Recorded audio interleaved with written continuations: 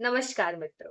आज मैं आपको कोई कविता, कहानी, गजल, उपन्यास कुछ भी सुनाने नहीं आई। आज मैं आपसे हिंदी साहित्य के इतिहास पर एक बेहद महत्वपूर्ण, रुकिए रुकिए, मैं शुक्ल की बात नहीं कर रही हूँ। वो तो महत्वपूर्ण है ही, वो तो बहुत महत्वपूर्ण है। और वो इतने महत्वपूर्ण हैं कि जब आप एग्जाम देने जाते हो तो आपके टीचर या आप खुद भी प्रैक्टिस किए रहते हो इतने सारे सेट की, तो आप सोचते हो कि भाई इस ऑप्शन में शुक्ल है, जरूर इसका आंसर शुक्ल होगा, और यकीन मानिए 99% आंसर आपका शुक्ल सही होता है। तो वो इस हद तक महत्वपूर्ण है। लेकिन आज मैं एक और महत्वपूर्ण किताब, हिंदी साहित्य का दूसरा इतिहास, डॉक्टर बच्चन सिंह, इस पर बात करने आई हूँ।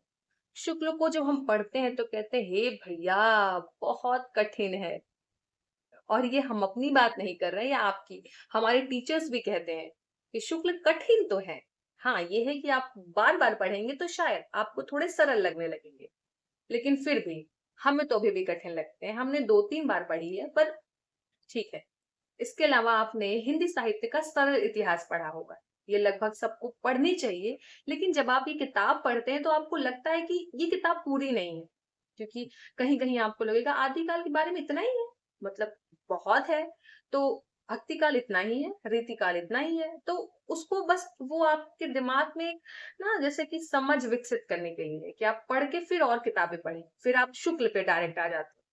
तो शुक्ल को पढ़ना चाहिए और कई बार पढ़िए जब तक वो ना लगे कि इतनी इजी है, इतनी इजी है कि बहुत इजी हम कह सकें। लेकिन सारी किताबें पढ़ने के बाद आपको ये किताब जरूर पढ़नी चाहिए।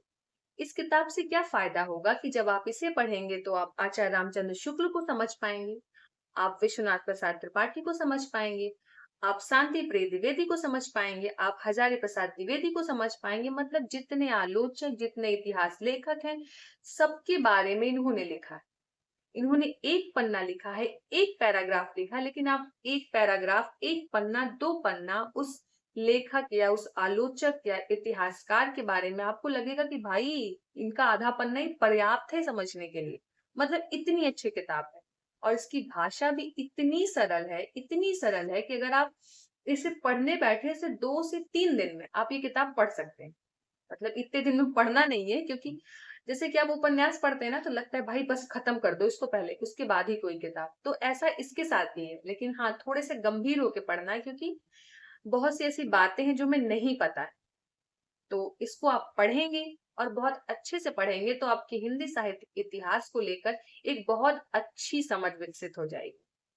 तो ये किताब अगर आपने नहीं पढ़ी है तो आपको जरूर जरूर जरूर से पढ़नी चाहिए।